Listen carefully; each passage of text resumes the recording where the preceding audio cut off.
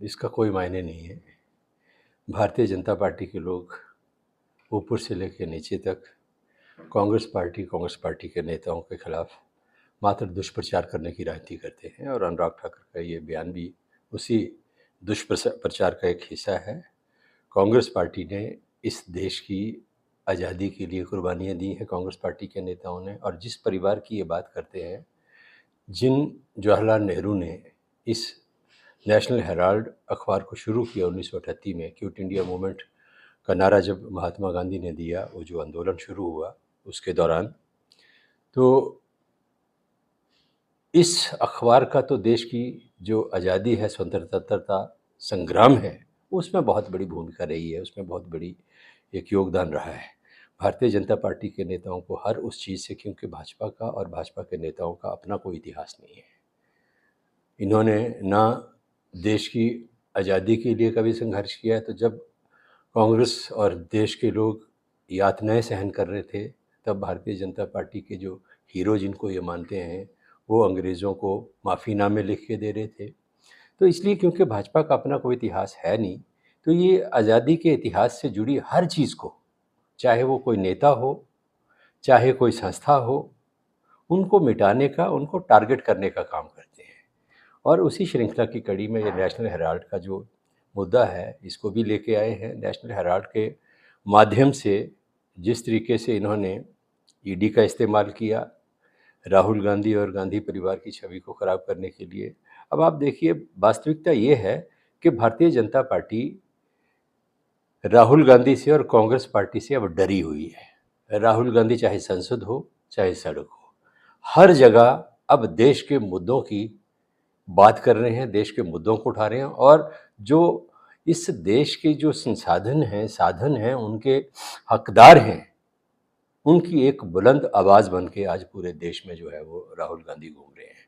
हमारा कांग्रेस पार्टी का अधिवेशन हुआ गुजरात में, उसमें जिस तरीके से राहुल गांधी ने और कांग्रेस पार्टी ने ये प्रण लिया कि गुजरात को हम भारतीय जनता पार्टी से छीनेंगे, अपनी जो ज़मीन है गुजरात में कांग्रेस की जो रही है, उस ज़मीन को वापस लेंगे, उससे भी कहीं ना कहीं बौखलाहट है भारतीय जनता पार्टी में।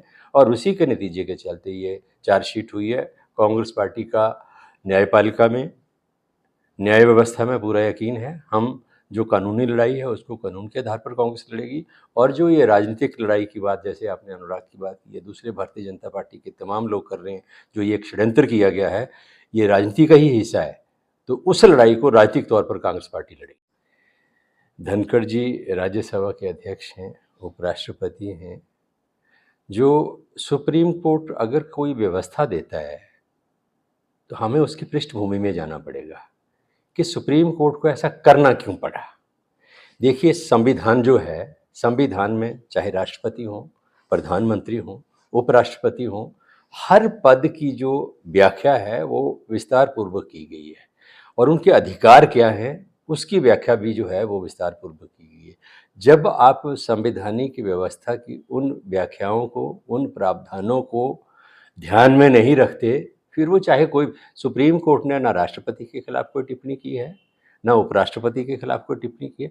सुप्रीम कोर्ट ने महज संविधान की जो व्यवस्था है उस व्यवस्था को उजागर किया है, उस व्यवस्था के मुताबिक टिप्पणी की है।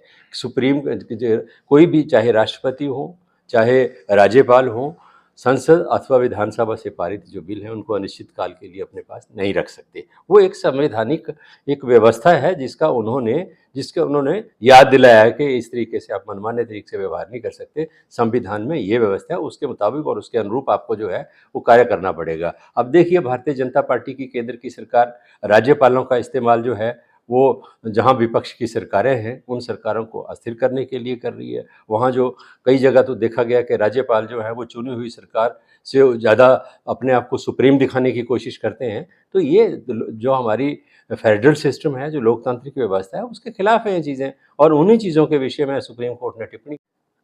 कांग्रेस पार्टी का देखिए स्टैंड बड़ा स्पष्ट है। भारतीय जनता पार्टी कभी भी किसी वर्ग का हित करने के लिए कोई काम नहीं करती है।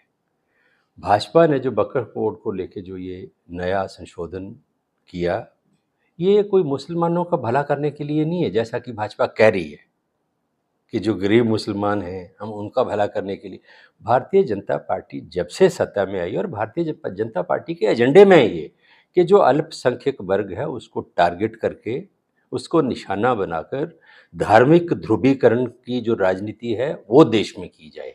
तो ये वक़्फ़ उसी का हिस्सा है। अब सुप्रीम कोर्ट में मामला है, अब देखते हैं। सुप्रीम कोर्ट तो कोई राजनीतिक संस्था है नहीं। सुप्रीम कोर्ट तो जो कानूनी प्रावधान हैं, संवैधानिक प्रावधान हैं, उनके मुताबिक इसकी भी व्याख्या करेगा, इसके ऊपर भी कोई निर्णय लेगा।